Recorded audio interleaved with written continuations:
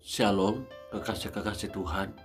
Pagi hari ini kembali kita membaca dan merenungkan firman Tuhan dengan judul Menjadi Kebanggaan. Kamis edisi Surat 2 Korintus bersama saya, Fani Paendong. 2 Korintus 2 ayat 1 sampai 17.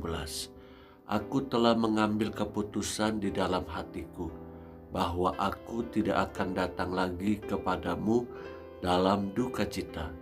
Sebab jika aku mendukakan hatimu, siapa lagi yang dapat membuat aku menjadi gembira selain Dia yang berduka cita karena aku?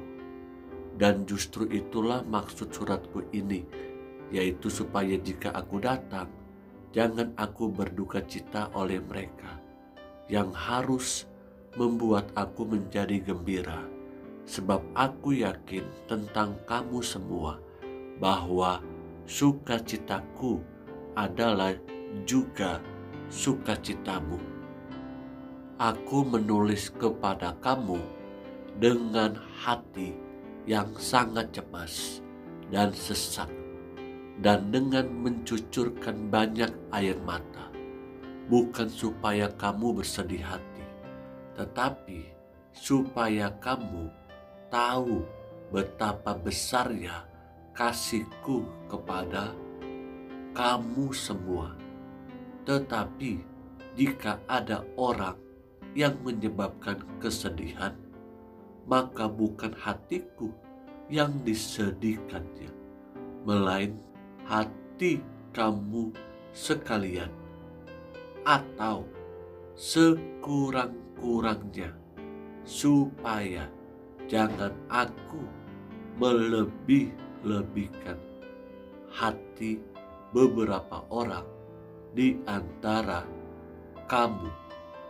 Bagi orang yang demikian, sudahlah cukup teguran dari sebagian besar dari kamu, sehingga kamu sebaliknya harus mengampuni dan menghibur dia, supaya ia jangan binasa oleh kesedihan yang terlampau berat. Sebab itu aku menasihatkan kamu, supaya kamu sungguh-sungguh mengasihi dia. Sebab justru itulah maksudnya aku menulis surat kepada kamu, yaitu untuk menguji kamu, apakah kamu taat dalam segala sesuatu. Sebab barang siapa yang kamu ampuni kesalahannya, aku mengampuninya juga.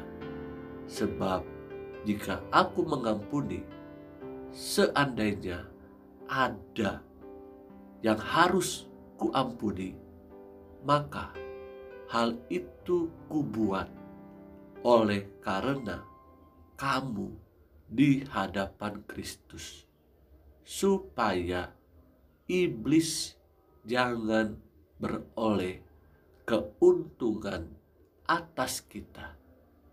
Sebab kita tahu apa maksudnya. Ketika aku tiba di Troas untuk memberitakan Injil Kristus, aku dapati bahwa Tuhan telah membuka jalan untuk pekerjaan di sana. Tetapi hatiku tidak merasa tenang, karena aku tidak menjumpai saudaraku Titus. Sebab itu aku minta diri dan berangkat ke Makedonia. Tetapi syukur bagi Allah yang dalam Kristus selalu membawa kami di jalan kemenangannya, dengan perantaraan kami. Ia menyebarkan keharuman pengenalan akan Dia di mana-mana. Sebab bagi Allah kami adalah bau yang harum dari Kristus di tengah-tengah mereka yang diselamatkan dan di antara mereka yang binasa. Bagi yang terakhir kami adalah bau kematian yang mematikan, dan bagi yang pertama bau kehidupan yang menghidupkan. Tetapi siapakah yang sanggup menunaikan tugas yang demikian?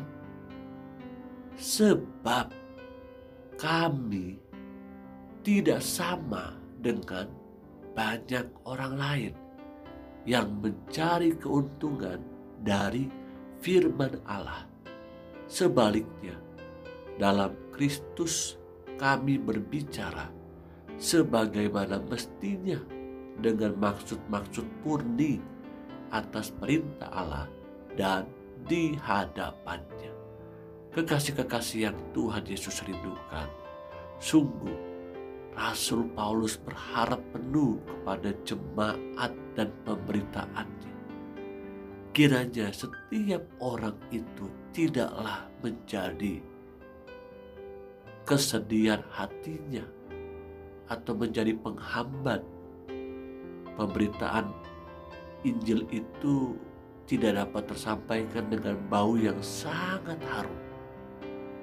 Dan motivasi dalam memberitakan firman Allah, motivasi dengan hati yang murni, bukan karena ingin mengambil sebuah keuntungan untuk pribadi, untuk memperkaya diri sendiri.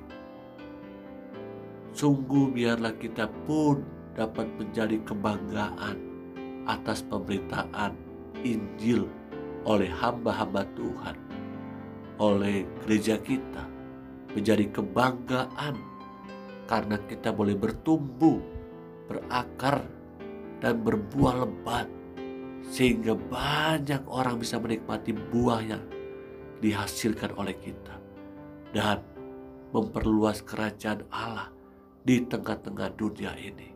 Tetaplah menghasilkan buah, tetaplah menjadi kebanggaan bagi kerajaan Allah. Roh Kudus menolong menuntun kita sepanjang hari ini. Haleluya. Amin.